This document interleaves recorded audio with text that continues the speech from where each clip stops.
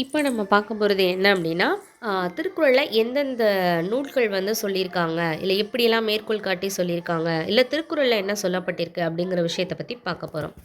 சிவசிவ வெண்பா, தினகர வெண்பா, வடமலை வெண்பா, சோமேசர் முதுமொழி வெண்பா, குமரேச வெண்பா போன்றவையும் குறளோட சிறப்பை கூறுகிறது அப்படின்னு சொல்லியிருக்காங்க. ஸோ வெண்பாக்களில் இந்தந்த வெண்பாலாம் திருக்குறளை பற்றி சொல்லியிருக்கு. இதுக்கடியில் வேறு வெண்பாக்களை கொடுத்தும் நம்மளை வந்து கேள்வி கேட்க வாய்ப்பு இருக்குது. ஏன்னா இது புக்கில் இல்லைனாலும் சில நேரங்களில் சிறப்பு தமிழில் இருந்தெல்லாம் கேள்வி கேட்குறாங்க. அப்படி ஒரு தொனியில் இந்த மாதிரி கேள்விகள் கேட்க வாய்ப்பு இருக்குது. சிவசிவ வெண்பா, தினகர வெண்பா, வடமலை வெண்பா, சோமேசர் முதுமொழி வெண்பா, குமரேச வெண்பா இவங்கெல்லாம் திருக்குறளுடைய சிறப்பு கூறுகிறது. திருக்குறளை முதலாக பதிவித்தவர் அப்படிங்கிறவர் நம்ம ஆல்ரெடி பார்த்தோம். இந்த அம்பலவான தம்பிரானுங்கிறவர் அந்த ஞானப்பிரகாசம் அவர்கள் தான். ஸோ அவர்கள் தான் 1812 பதிப்பித்திருக்காரு. பரிமேலழகர் உரையுடன் நம்மளுக்கு முதலாவதாக திருக்குறளை பதிப்பித்து வெளியிட்டவர் நம்ம ஆல்ரெடி பார்த்த ராமானுஜ கவிராயர் தான். எந்த வருடம்னா 1840. தமிழுக்கு கதி அப்படிங்கிற நூல்கள் அப்படின்னா, தமிழுக்கு கதி கதி அப்படிங்கிறதே அப்படிங்கிறது கம்பராமாயணத்தையும், தீங்கிறது திருக்குறளையும் தான் குறிக்கிறது. ஸோ கதி அப்படிங்கிறது கம்பராமாயணமும் திருக்குறளும் தான் அப்படின்னு நினைவில் வச்சுக்கோங்க. உலகளாவிய இலக்கியம் அப்படின்னு அழைக்கப்படக்கூடியது நம்மளுடைய திருக்குறள் தான். அடுத்து உடம்பை வளர்த்தேன் உபாயம் அறிந்தே அப்படின்னு யார் சொல்லியிருக்கா அப்படின்னா திருவள்ளுவர் தான் சொல்லியிருக்காங்க. ஏன் இந்த இடத்துல நம்ம கவனிக்கணும் அப்படின்னா, திருமூலருடைய வார்த்தைகளும் இதுக்கு ஒத்தார் போல தான் இருக்கும். உடம்பை வளர்த்தேன் உயிர் வளர்த்தேன் அப்படிலாம் அவருடைய பாடல் வரிகள்லாம் அதே போன்று தான் இருக்கும். ஸோ உடம்பை வளர்த்தேன் உபாயம் அறிந்தே அப்படின்னு சொன்னவர் திருவள்ளுவர். அறிவு அச்சம் காக்கும் கருவி அப்படிங்கிற வார்த்தையும் திருவள்ளுவரால் கையாளப்பட்டது தான் அப்படின்னு சொல்லியிருக்காங்க. தமிழருடைய வாழ்வியல் இலக்கணம் நம்ம ஏற்கனவே சொன்னது போல திருக்குறள் தான். தமிழருடைய வாழ்வியல் இலக்கணமே நம்மளுடைய திருக்குறள் தான். இப்போ திருக்குறளை என்னென்ன யார் யார் எப்படி எப்படி மேற்கோளாக சொல்லியிருக்காங்க அப்படிங்கிறத அடுத்து பார்ப்போம். நம்மளுடைய ஏற்கனவே சொன்னது போல் திருவள்ளுவ மாலையில் 53 புலவர்கள் 55 பாடல்களை இயற்றியிருக்கிறார்கள். அதில் அத்துணையுமே வந்து திருவள்ளுவரை பற்றிய கருத்துக்களும் திருக்குறளை பற்றிய கருத்துக்களும் தான் அதிகமாக இடம்பெறுகிறது. ஸோ அந்த வகையில் இன்று திணையளவு போதா சிறுபொல் நீர் நீண்ட பனையளவு காட்டும் படித்தாள். இந்த திருக்குறளை தான் நான் ஆரம்பத்திலே உங்களுக்கு நான் நினைவுபடுத்த விரும்புகிறேன். கலீலியோ அவர்கள் வந்து ஆல்ரெடி சொல்லியிருப்பாங்க, ஒளிகை வந்து நம்ம கூட்டமடைய செய்யும் பொழுது தொலைவில் இருக்கக்கூடிய பொருட்களை வந்து நம்ம அருகில் பார்க்கலாம் அப்படின்னு சொல்லி. ஸோ அவர் சொன்ன வார்த்தையை பல வருடங்களுக்கு முன்பே வந்து சொன்னவர் தான் நம்ம திருக்குறளை இயற்றிய திருவள்ளுவர். ஏன் அப்படின்னா, தினையளவு போதா சிறுபொல் நீர் நீண்ட பனையளவு காட்டும் படித்தாள் அப்படிங்கிறது ரொம்ப தூரத்தில் இருக்கக்கூடிய மிக உயரமான பனை மரத்தை கூட சிறு புல்லில் வந்து ஒரு துளி, அந்த பனித்துளி இருக்கும் பாருங்கள் அதிகாலையில் அந்த மாதிரி இடத்துல அந்த பனை மரத்தை கூட இந்த தினையளவு இருக்கக்கூடிய அந்த சிறு துளி, புல் மேலே இருக்கக்கூடிய அந்த சிறு துளி நீரில் தெரியும் அப்படிங்கிறத ஏற்கனவே வந்து சொன்னவர் தான் நம்ம திருக்குறளை இயற்றிய திருவள்ளுவர். ஸோ அதுதான் வந்து ரொம்ப பாராட்ட தகுந்தது. அறிவியல் கண்டுபிடிப்புகளுக்கு அப்பாற்பட்டு முன்னாடியே வந்து நம்ம தமிழ் மொழியில் இப்படி ஒரு நூல் இயற்றியிருக்காங்க அறிவியல் பூர்வமாக அப்படிங்கிறது தான். ஸோ இந்த விஷயத்த சொன்னது வந்து கபிலர் வந்து திருவள்ளுவ மாலையில் அதை வந்து மிகைப்படுத்தி மேற்கோளாக காட்டியிருக்காரு. அடுத்து பரணர் என்ன சொல்லியிருக்காருன்னா, வள்ளுவரும் தம் குரல் பாவடியால் வையத்தார் உள்ளுவதெல்லாம் அளந்தார் ஓர்ந்து.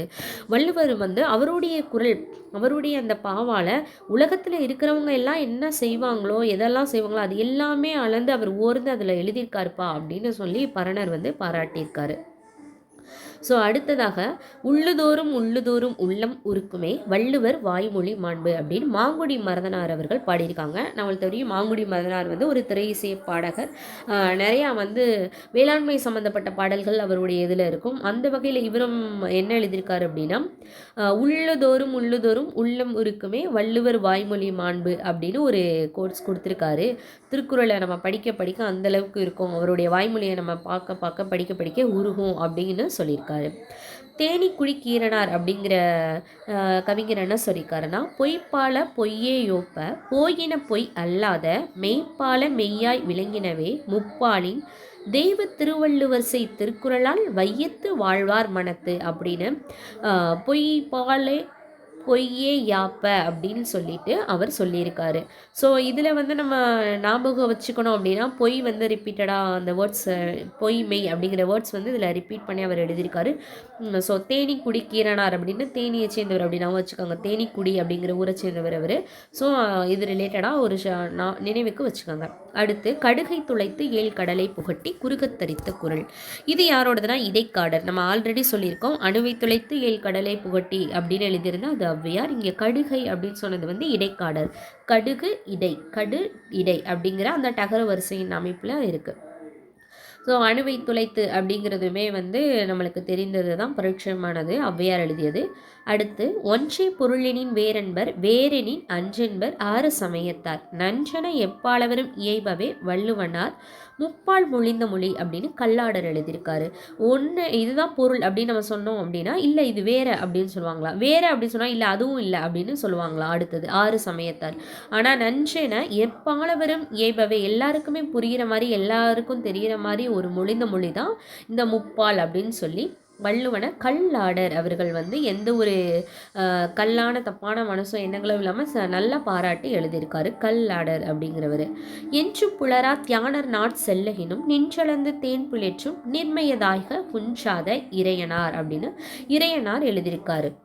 என்றும் புலரா தியானர் நாட் செல்லகினும் நின்றளந்து தேன் பிளிற்றும் நிர்மயதாய்க குஞ்சாத அப்படின்னு திருவள்ளுவ மாலையில் இறையனார் எழுதியிருக்காங்க. இது எங்கெங்கே திருவள்ளுவ மாலைன்னு இங்கே சொல்லியிருக்காங்களோ அது மட்டும்தான் திருவள்ளுவ மாலையில் எழுதினது. மற்றபடி மற்ற கவிஞர்கள் வந்து தனிப்பட்ட முறையில் எழுதிய மேற்கோள்கள் தான் இங்கே சேர்த்துருக்காங்க. இங்கே இருக்கிற எல்லாமே திருவள்ளுவ மாலையில் ஏற்றப்பட்டதில்லை.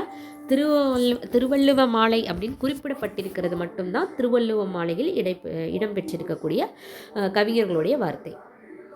ஸோ அடுத்ததாக புத்தகம் 100 புரட்டி களைப்புற்று சித்தம் கலங்கி திகைப்பது ஏன்? வித்தகன் தெய்வப்புலவர் திருவள்ளுவர் சொன்ன பொய்யில் மொழி இருக்கும்போது செந்தமிழ் செல்வ திருக்குறளை நெஞ்சமே சிந்தனை செய்வாய் தினம் நீதி திருக்குறளை நெஞ்சார தம் வாழ்வில் ஓதி தொழுது எழுக ஊர்ந்து அப்படின்னு கவிமணி தேசிய விநாயகம் பிள்ளை எழுதியிருக்காரு. புத்தகம் 100 நீ புரட்டி 10 உனக்கு கன்ஃபியூஸ் ஆகுதா? ஓகே விட்டுருங்க. வித்தகன் ஒருத்தவர் எழுதியிருக்காரு, அதுதான் நம்மளுடைய தெய்வப்புலவர். அவர் சொன்ன அந்த பொய்யில் மொழி இருக்கும்போது செந்தமிழ் செல்வ திருக்குறளை நீங்கள் ஓதுங்க அப்படிங்கிற மாதிரி சொல்லியிருக்காரு நம்மளுடைய கவிமணி தேசிய விநாயகம் பிள்ளை. ஸோ இந்த மாதிரி அதிகப்படியான மேற்கோள்கள் வந்து சொல்லியிருக்காங்க. ஸோ இதற்கடுத்து நம்ம வந்து என்னென்ன திருக்குறள் படிக்கணும், அது எப்படி படிக்கணும் அப்படிங்கிற அந்த விஷயங்களை அடுத்த வர ஒரு காணொளியில் வந்து நம்ம காண்போம். ஸோ எல்லோருக்கும் நன்றி.